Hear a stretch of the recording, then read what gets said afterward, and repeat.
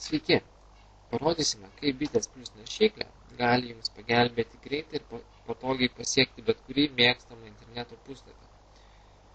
Pirmiausia, nueikime į pasirinktą interneto puslapį ir palaukime, kol jisai užsikraus.